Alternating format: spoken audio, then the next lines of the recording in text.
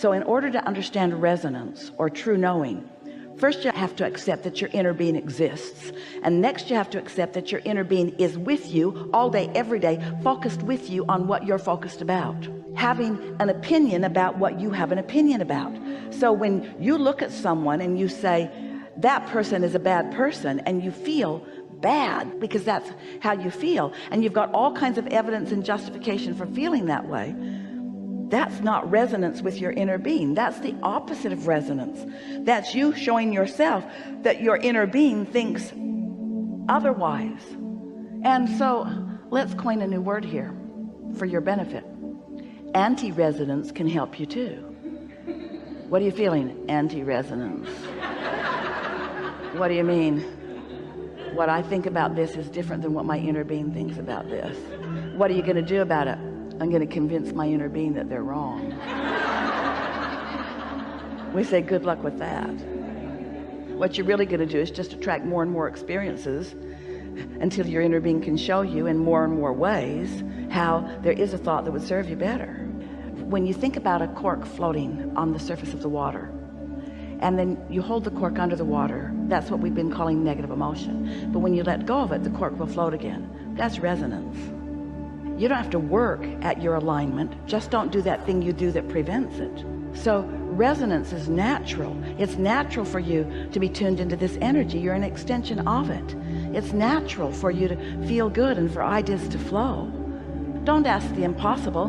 Don't ask for resonance when you're having a step one moment. Step one moments matter. Contrast is important. That's how your vortex became filled with clarity about who you really are and what you really want. The contrast that you think you want to avoid is the stuff that puts the eternalness in eternity. You don't want to cease having step one moments. And so don't beat up on yourself when you don't feel resonance with source when you're having a step one moment. This is the time of launching the rocket. This is the time of asking. In fact, the evolution of all things only exists because you are willing to subject yourself to contrasting experiences that cause you to define really good questions. And sometimes it takes some exposure to quite a lot to cause you to define a really good question. And you can't get a really good answer without a really good question, and you can't get a wonderful life-giving solution unless you have explored its absence for a while. Are you getting this? So we want you to love yourself and embrace all of it, because it's all part of the expansion process.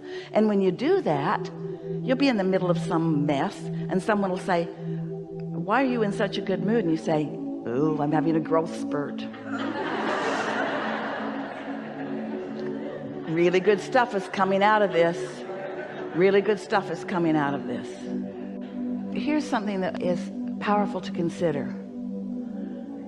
When you are in a step one moment, you know what that means. When you are aware of what you don't want, don't try to make that step one moment a step three moment. Put some distance between the two. And by some distance, we mean time, space, time, mostly time, but time and space. Don't ask yourself to suddenly turn on a dime and offer a vibration that is the antithesis of what you are feeling right then and there. Law of attraction will not allow it. Law of attraction will not say to you, well, you've got this momentum going. You've got this momentum going. What we're saying is, oh, hear this. We've not said this before. There is value and power in allowing the momentum of unwanted to grow. If you don't allow the problem to get bigger, little problems bring little solutions. Big problems bring big solutions. Yes? Just know the distinction. Just know the distinction. So give it all you got, let the problem grow, and then take a nap. And when you wake up, maybe you'll be in the receiving mode of the solution, but don't immediately go back to the problem, because there are people that hold themselves in the problem mode their whole life. You hear them.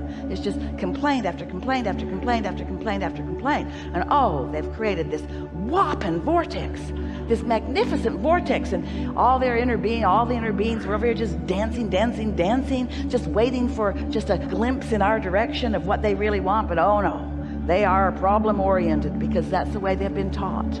Find resonance with the solution. Have you ever heard of someone called Jesus? He said, turn the other cheek. That's what he meant. That's what he meant. You've seen this. Now look over there. You live this life as a reason to allow the energy that creates worlds to flow through you.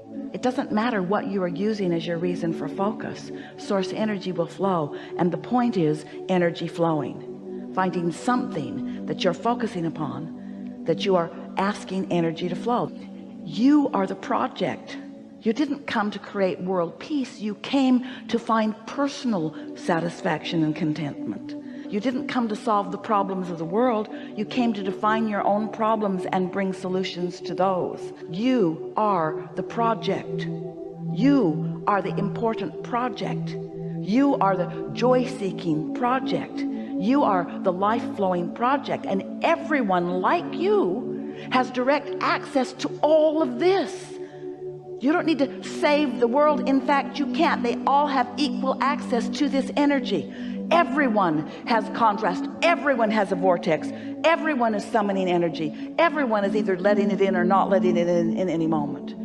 And you certainly can uplift them and assist them by demonstrating through the clarity of your own example how to live joyfully and happily ever after. But you didn't come to save a world that doesn't need saving. You came to demonstrate your own joy that others might find theirs as well.